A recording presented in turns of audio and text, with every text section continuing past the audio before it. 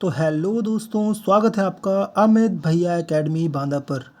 देखिए, बहुत सारे लोगों को ये डाउट रहता है। उन सब लोगों का डाउट मैं इस वीडियो से क्लियर करने वाला हूँ। सबकी स्टैटिक जीके जो है ना, बहुत कमज़ोर है। चाहे वो जो व्यक्ति हो, उसकी स्टैटिक जीके बहुत कमज़ोर है। वो बार बार कमेंट करता है कि भैया हमारी स्टैटिक जीके बहुत कमज़ोर है, हमारी जीके बहुत कमज़ोर है, हम क्या करें।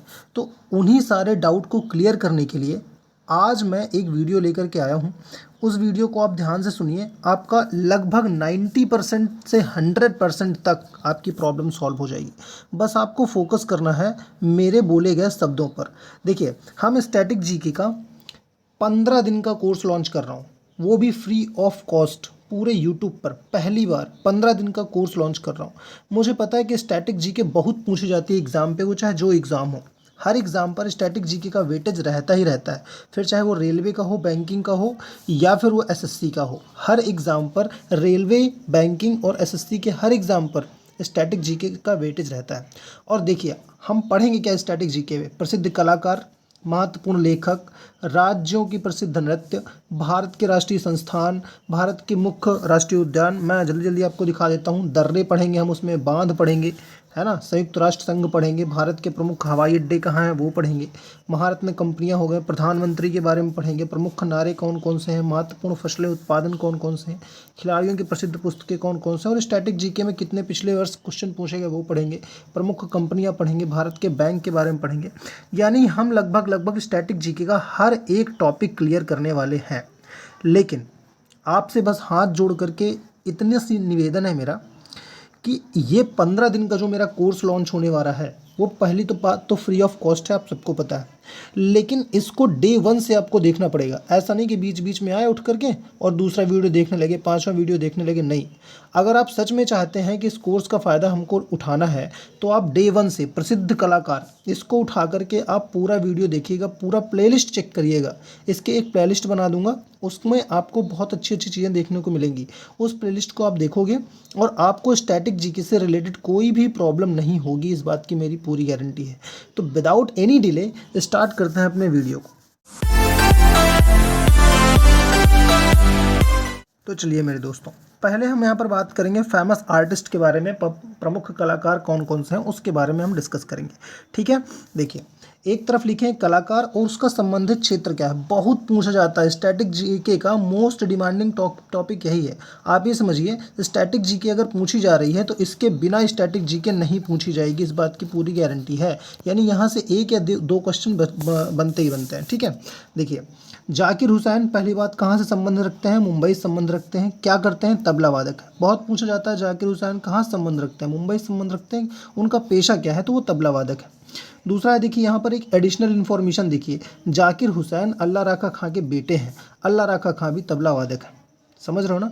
जाकिर हुसैन अल्लाह रखा खां के बेटे हैं। पूछ लेता है कि अल्लाह रखा खां कौन है, तो आप यहाँ से कनेक्ट करके याद कर सकते हो कि जाकिर हुसैन अल्लाह रखा खां के बेटे हैं और अल्लाह रखा खां भी तबला वादक हैं।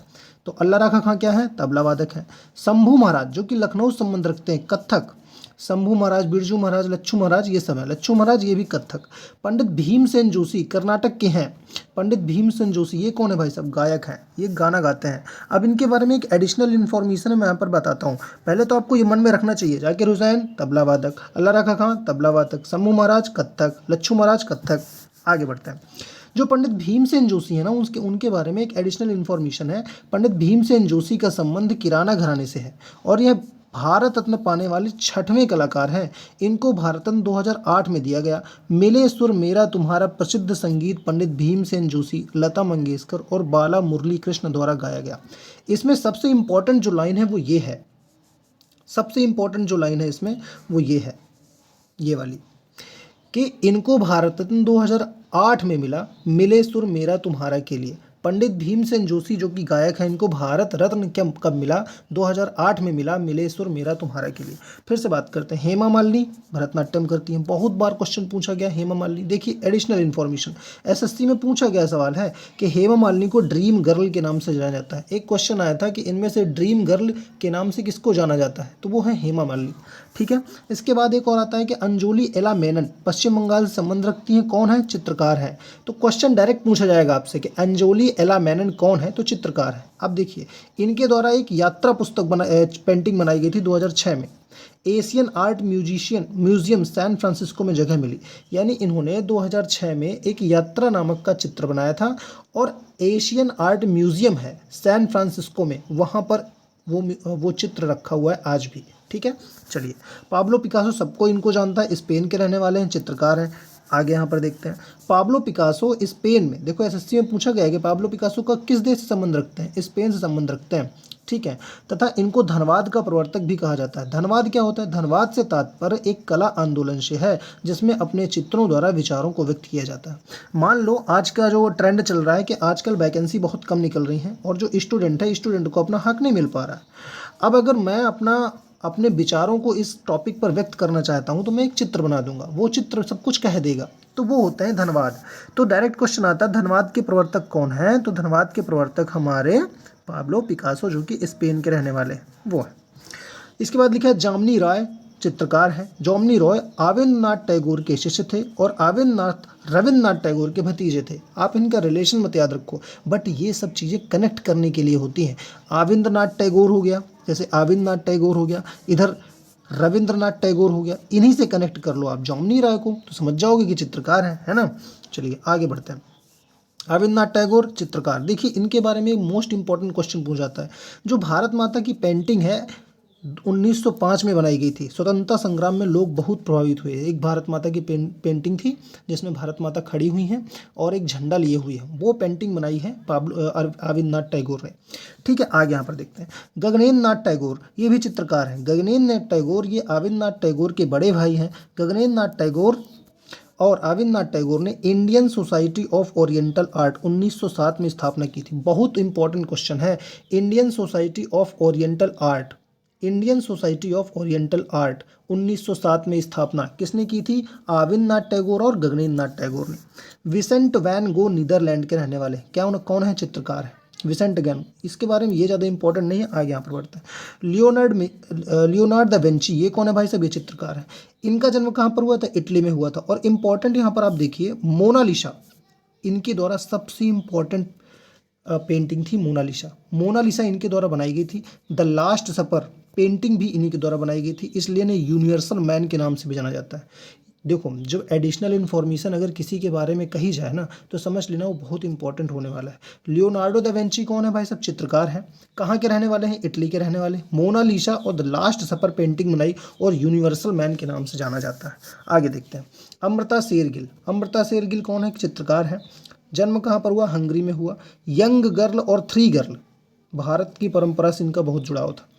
ये कौन सी इन्होंने पेंटिंग बनाई? यंग गर्ल और थ्री गर्ल। आप ऐसे याद कर सकते हो कि अमृता एक छोटी सी गर्ल है और उसने भाई दो पेंटिंग बनाई है, यंग गर्ल और थ्री गर्ल। चलो आगे देखते हैं। ली कार्बूजियर कौन है भाई साहब? वास्तुकार है। वास्तुकार हैं ली कार्बूजियर, यह फ्रांस में रहने वाले हैं। ली कार्बूजियर के द्वारा चंडीगढ़ का डिज़ाइन किया गया था। अब आप कंफ्यूज जाओगे, देखो चंडीगढ़ एक हमारा शहर है ना। अब चंडीगढ़ कैसा होना चाहिए, उसका डिज़ाइन कैसा होना चाहिए, वो शहर कैसा स्थापित होना चाहिए, तो ली कार्बूजियर ने बताया था। कौन है? वास्तुकार है। अब देखो रुक्मणी देवी अरुणेंडल भरतनाट्यम करती हैं, और भरतनाट्यम कौन करती हैं? हेमा मालिनी, अभी पीछे मैंने बताया था। हरिप्रसाद चौरसिया उत्तर प्रदेश बांसुरी बजाते हैं। सोनल मानसिंह मुंबई हैं, उड़ीसी नृत्य के नृत्यकार हैं। इनका जन्म मुंबई में हुआ था। नृत्य के बारे में जानकारी थी, लेकिन ये परंपरा तो वर्तमान में राज्यसभा के सांसद भी हैं। क्वेश्चन पूछ जाता है सोनल मानसिंह कौन है, तो अभी वर्तमान में राज्यसभा की सांसद है। एन राजम वायलिन बजाते हैं। अलाउद्दीन खान सरोद वादक है। अभी मैंने बताया जाकिर हुसैन और अल्लाह रखा खां के बारे में बताया था ना मैंने, ये दोनों के दोनों कौन है? तबला वादक थे। और अलाउद्दीन खान कौन है? सरोद वादक है। अलाउद्दीन खान पन्नालाल घोष, देखो कनेक्ट करने का पॉइंट हमको मिल गया। पन्नालाल घोष पंडित रविशंकर और अकबर अली खां सभी के गुरु थे, यानी कि ये सारे के सारे कुछ में से, जैसे रविशंकर सितार वादक हैं, ये सितार वादक हैं। ठीक है, अलाउद्दीन खान कौन है? सरोद वादक है। आगे देखते हैं अकबर अली खान कौन है? सरोद वादक है। बिरजू महाराज कौन है? कथक करते हैं। कितना पूछा गया एसएससी रेलवे में, है ना। टीआर महालिंगम कौन है? अभिनेता है। उमा शर्मा राजस्थान कथक है। शिव कुमार शर्मा संतूर वादक है। बहुत पूछा जाता है कि शिव कुमार शर्मा कश्मीरी वाद्य यंत्र है एक हमारा संतूर, उसको बजाते हैं शिव कुमार शर्मा। उस्ताद बिस्मिल्लाह खान शहनाई वादक हैं। उस्ताद बिस्मिल्लाह खान 2001 में भारत रत्न और तानसेन सम्मान इनको मिला था। सबसे तीसरे संगीतकार थे जिनको भारत रत्न मिला था, उस्ताद बिस्मिल्लाह खान को। इन्होंने शहनाई बजाई थी और यही उस्ताद बिस्मिल्लाह खान ने, जब भारत आज़ाद हुआ था ना 1947 में, तो इन्होंने सहनाई बजाई थी भाई साहब दिल्ली पर खड़े होकर के। अब यहाँ पर एक देखिए क्वेश्चन यहाँ पर लिखा हुआ है, 1947 में लाल किला के लाहौरी गेट पर झंडा फहराया गया था। मैंने यहाँ पर लिख रखा है ताकि मैं आपको बता सकूं, ये लिखा हुआ है। क्वेश्चन पूछा जाता है, ये तो सबको पता है कि देश कब आज़ाद हुआ, 1947 में आज़ाद हुआ, झंडा कहाँ फहराया गया, लाल किला पर फहराया गया। लेकिन एक क्वेश्चन यहाँ से बनता है कि जब झंडा फहराया गया तो लाल किला के कौन से गेट पर झंडा फहराया गया, तो लाहौरी गेट है लाल किला का, ये समझिएगा। कौन सा गेट है, आप कहीं पर लिख सकते हो इसको, लाहौरी गेट। लाहौरी गेट पर झंडा फहराया गया था। आगे देखते हैं, राजा रवि वर्मा कौन है, चित्रकार है। इनके द्वारा कौन सी पेंटिंग बनाई गई, हंस दमयंती। हंस दमयंती इनके द्वारा पेंटिंग बनाई गई थी। उस्ताद अहमद अली खान मध्य प्रदेश के सरोद वादक हैं। पन्नालाल घोष कौन है, बांसुरी वादक है। पंडित रविशंकर कौन है, सितार वादक है। अब देखिए, पंडित रविशंकर सितार वादक हैं, ठीक है। यहाँ पर लिखा है इनका जन्म उत्तर प्रदेश के बनारस में हुआ था। पंडित रविशंकर को भारत रत्न 1999, ये आपको याद ही करना है, 1999 में इनको भारत रत्न मिला था। उमाशंकर कौन है, सितार वादक हैं। बेगम अख्तर कौन है, संगीतकार है। एम एस सुब्बुलक्ष्मी कौन है, गायक है। भारत रत्न प्राप्त करने वाले, अब इसको बहुत अच्छे से ध्यान से देखिएगा, सुब्बुलक्ष्मी के बारे में एडिशनल इन्फॉर्मेशन दे रहा हूं मैं, ठीक है। भारत रत्न प्राप्त करने वाली संगीतकार में सुब्बुलक्ष्मी है, ठीक है। इनको भारत रत्न 1998 में मिला था। यूनाइटेड नेशंस में संगीत कार्यक्रम करने वाली यह पहली महिला थी। यह महिला जिनको कर्नाटक संगीत का सर्वोच्च पुरस्कार संगीत कलानिधि सम्मान दिया गया। जवाहरलाल नेहरू ने इनको संगीत की रानी कहा था और लता मंगेशकर ने इनको तपस्विनी कहा था। ये जो कहने वाले हैं ना, बहुत इंपॉर्टेंट होते हैं। सीधा सा क्वेश्चन होता है कि एम एस सुब्बुलक्ष्मी को संगीत की रानी किसने कहा था, तो हमारे first prime minister Pandit Jawaharlal Nehru ने इनको कहा था। और तपस्विनी किसने कहा था, तो लता मंगेशकर ने कहा था। एम एफ हुसैन कौन है, चित्रकार है। अब इनके बारे में एक जानकारी यहाँ से निकलती है, यहाँ से देखो एम एफ हुसैन के बारे में। ये इनका जन्म महाराष्ट्र के पंढरपुर में हुआ था। इनको भारत का पिकासो भी कहा जाता है। इनके द्वारा बनाई गई एक विवादित पेंटिंग थी भारत माता की। इन्होंने एक भारत माता की पेंटिंग बनाई थी जो कि ठीक नहीं थी, जो कि बहुत वल्गर लग रही थी, भद्दी लग रही थी। तो इनको देश छोड़ना पड़ा उस पेंटिंग को देख करके, ठीक है। अभी इससे पहले मैंने बताया कि रविन्द्रनाथ टैगोर ने एक पेंटिंग बनाई थी जो कि भारत माता की थी, उससे बहुत प्रेरणा मिली लोगों को। लेकिन ये जो इन्होंने पेंटिंग बनाई थी वो बहुत ज़्यादा कंट्रोवर्शियल थी, इसलिए उनको देश छोड़ना पड़ा। इतना लोगों में क्रोध आ गया था। आप पेंटिंग को देख सकते हो गूगल पर सर्च करके, दोनों की है ना। यामिनी कृष्णमूर्ति को देख लो, ये कौन है, भारतनाट्यम करती हैं, कुचिपुड़ी करती हैं। इनका देखो, इनको अ पैशन फॉर डांस, आत्मकथा किसकी है, तो यामिनी कृष्णमूर्ति है। पैशन फॉर डांस मतलब डांस के लिए उनका जुनून, उनका पैशन। पंडित जसराज कौन है, हिसार संगीतकार है। पंडित जसराज हरियाणा के हिसार संबंध रखते हैं, मेवाती घराने से हैं, घराना भी देख लो, मेवाती घराने से हैं। और इंटरनेशनल एस्ट्रोनॉमिकल यूनियन में 2006 में प्लैनेट VP32 का नाम पंडित जसराज के नाम पर रखा गया। कितनी बड़ी बात है। प्लैनेट VP32 का जो नाम है ना, वो जसराज के नाम पर रखा गया है। सत्यजीत रे फिल्म निर्माता हैं। आपने देखा होगा कि लाइफ टाइम अचीवमेंट ऑस्कर से इनको मिला है और 1992 में भारत रत्न भी मिला है। ये जो आजकल बहुत पूछ जाता है कि भारत रत्न कब मिला। जुबिन मेहता म्यूजिक डायरेक्टर है। भूपेन हजारिका गायक, लेखक और फिल्म निर्माता है। श्री रामचंद्र फिल्म निर्माता और संगीतकार हैं। AR रहमान कौन है, म्यूजिक डायरेक्टर। AR रहमान के बारे में एक बहुत अच्छा यहाँ पर मिलता है कि 2009 में इनको ऑस्कर में बेस्ट ओरिजिनल सॉन्ग जय हो के लिए सम्मानित किया गया था। 2009 में ही बेस्ट ओरिजिनल स्कोर के लिए सम्मानित किया गया और जिनको गोल्डन ग्लोब अवार्ड से सम्मानित किया जा चुका है। AR रहमान को गोल्डन ग्लोब अवार्ड भी मिल चुका है और 2009 में इनको बेस्ट ओरिजिनल सॉन्ग भी मिल चुका है। तीजन बाई पंडवानी गायक है, ठीक है। आगे देखते हैं। गौरी देवी राजस्थान की गायिका हैं। उदय शंकर नर्तक हैं। कपिला वात्स्यायन लेखक हैं। सितारा देवी कथक से करती हैं। आगे देखते हैं। सितारा देवी के बारे में एक फैक्ट बहुत पूछा जाता है। कथक करके देख रविन्द्रनाथ टैगोर ने इन्हें कथक क्वीन कहा था। यानी कथक क्वीन किसको कहा जाता है, सितारा देवी को कहा जाता है। आप ऐसे याद कर सकते हो कि सितारा देवी है ना, वो नाच रही हैं, यानी डांस कर रही हैं, और इतना अच्छा डांस कर रही हैं, इतना अच्छा डांस कर रही हैं कि जैसे ही उनको रविन्द्रनाथ टैगोर ने देखा तो कथक क्वीन कह दिया। ठीक है, आप ऐसे ट्रिक बना करके याद कर सकते हो। ठीक है, अगर आपको चाहिए कि नहीं एक ट्रिक बना दो तो मैं ट्रिक भी बना दूंगा, उसके लिए कोई दिक्कत नहीं। टी बाला सरस्वती भरतनाट्यम करती हैं। मृणालिनी साराभाई नृत्यिका हैं। पद्मा सुब्रमण्यम भरतनाट्यम करती हैं। स्नेहा चक्रधर भरतनाट्यम करती हैं। अशोक चक्रधर कवि हैं। नंदलाल बोस चित्रकारी करते हैं। अब नंदलाल बोस के बारे में फैक्ट देखो आप। संविधान की जो मूल प्रति है, संविधान आपको सबको पता है कि संविधान के जनक किसको कहा जाता है, संविधान का फादर किसको कहा जाता है, तो वो हमारे सबको पता है आपको अंबेडकर जी को कहा जाता है। लेकिन उससे बहुत सारे, केवल अंबेडकर जी ने थोड़ा ना संविधान लिखा था, बहुत सारे लोग उसमें इन्वॉल्व थे। तो जो संविधान के मूल प्रति है, मूल है ना, मूल का मतलब बेस, मूल प्रति का डिजाइन नंदलाल बोस के द्वारा किया गया था। बहुत पूछ जाता है। दांडी मार्च, संथाली कन्या, सती का देह त्याग आदि इनके प्रसिद्ध चित्र हैं। चित्रा विश्वेश्वरैयन यहाँ पर सारे के सारे भरतनाट्यम है। मालविका सरुस्कोई भरतनाट्यम, सरोज वैद्यान भरतनाट्यम, कृष्णा आयर भरतनाट्यम, लीला सैमसन। ठीक है, चलिए आगे यहाँ पर देखते हैं। के कामराज, इसके बारे में थोड़ा डिटेल जान लेते हैं। इनका जन्म मद्रास में हुआ था। यह कांग्रेस के अध्यक्ष थे और तमिलनाडु के मुख्यमंत्री भी थे। देखो कितनी बड़ी बात है, तमिलनाडु के मुख्यमंत्री भी थे।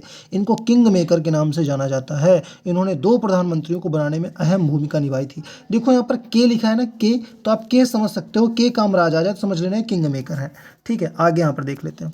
अरुणा आसफ अली सत्ता में आना चाहती थी। अब देखो अरुणा आसफ अली सत्ता में आने चाहती है, इसका मतलब आप समझ सकते हो क्या है। देखो इसके बाद यहाँ पर ट्रिक मैंने बना रखी थी कि सत्ता में आने चाहती हैं कैसे। अरुणा आसफ अली एक स्वतंत्र सेनानी थी। भारत रत्न 1997 में यहाँ पर मिला था। अंतर्राष्ट्रीय समझदारी है दिया जाने वाला जो जवाहरलाल नेहरू अंतर्राष्ट्रीय सद्भावना अवार्ड है, सन 1998 में इनका उनके नाम पर डाक टिकट भी जारी किया गया था। सन 1998 में इनके नाम पर डाक टिकट भी जारी हुआ था। कितनी बड़ी बात है। सीधा क्वेश्चन पूछा जा सकता है कि डाक टिकट किनके नाम पर जारी किया जा सकता है, तो वो है हमारे अरुणा आसफ अली। ठीक है, ठीक है, चलिए आगे देखते हैं। कमला देवी चट्टोपाध्याय के बारे में बात करते हैं। देखो चट्टो यहाँ पर लिखा है, तो मैंने यहाँ पर बना लिखा था चट्टोपाध्याय, चट्टो से चुनाव। अब यहाँ समझिए कैसे। इनका जन्म मैंगलोर में हुआ था। भारत में चुनाव लड़ने वाली पहली महिला थी कमला देवी चट्टोपाध्याय। देखो चुनाव मैंने कैसे कनेक्ट कर रखा है, ऐसे ही कनेक्ट करके याद करो, है ना। कमला देवी चट्टोपाध्याय, चट्टो मतलब हो गया चुनाव, यानी कि चुनाव लड़ने वाली पहली महिला कौन थी, कमला देवी चट्टोपाध्याय। इनको परफॉर्मिंग आर्ट को बढ़ावा देने के लिए, देखो क्वेश्चन देखना, नेशनल स्कूल ऑफ ड्रामा 1959 में दिल्ली के नाम से जाना जाता है। इनकी स्थापना किसने की थी, कमला देवी चट्टोपाध्याय ने। पंडित विजय लक्ष्मी पंडित की बात करते हैं। विजय लक्ष्मी पंडित की बात करते हैं। यूनाइटेड नेशन में विजय लक्ष्मी पंडित पहली महिला थी जिनको प्रेसिडेंट बनाया गया। विजय लक्ष्मी पंडित जवाहरलाल नेहरू की बहन थी। कितनी बड़ी बात है, फर्स्ट प्राइम मिनिस्टर की ये बहन थी विजय लक्ष्मी पंडित, है ना। इनको इंदिरा गांधी द्वारा लगाई गई इमरजेंसी का इन्होंने विरोध किया। इसके बाद ये जनता दल में शामिल हो गई। देखो भाई साहब, तो पहला टॉपिक हमने कंप्लीट कर लिया। मैं फिर से बताना चाहता हूं, अगर आप सच में मात्र 15 दिन में स्टैटिक जीके को बूस्ट करना चाहते हैं, मात्र 15 दिन में, तो आपको मेहनत करनी पड़ेगी। आपको मेहनत ऐसी करनी पड़ेगी कि आपको खुद फील आए कि नहीं हमने मेहनत की है और हम यहाँ पर कुछ कर सकते हैं। मैं फिर से आपको यहाँ पर एक बता देना चाहता हूँ कि अगर आप इसका मजाक बनाएंगे, इस कोर्स का मजाक बनाएंगे ना, तो आपको स्टैटिक जीके कभी भी तैयार नहीं हो पाएगी। तो अगर आप इसको मजाक बनाना चाहते हैं तो आप इस कोर्स को यहीं से छोड़ करके जा सकते हैं, लेकिन आप 15 दिन तक मेरे साथ रहिए। आपको स्टैटिक जीके का हर टॉपिक यहाँ पर कवर करवाऊंगा, और ना केवल static GK, math, reasoning, static GK और जीके, करंट अफेयर, यहाँ तक कि इंग्लिश भी मैं आपको यहाँ पर कवर करवाऊंगा। इसके बाद हमारा जो नेक्स्ट टॉपिक रहेगा वो रहेगा बुक्स एंड अर्थर। पूरी बुक्स देखेंगे, पूरे उनके लेखक के बारे में देखेंगे। तब तक के लिए थैंक यू सो मच मेरे भाई, थैंक यू सो मच।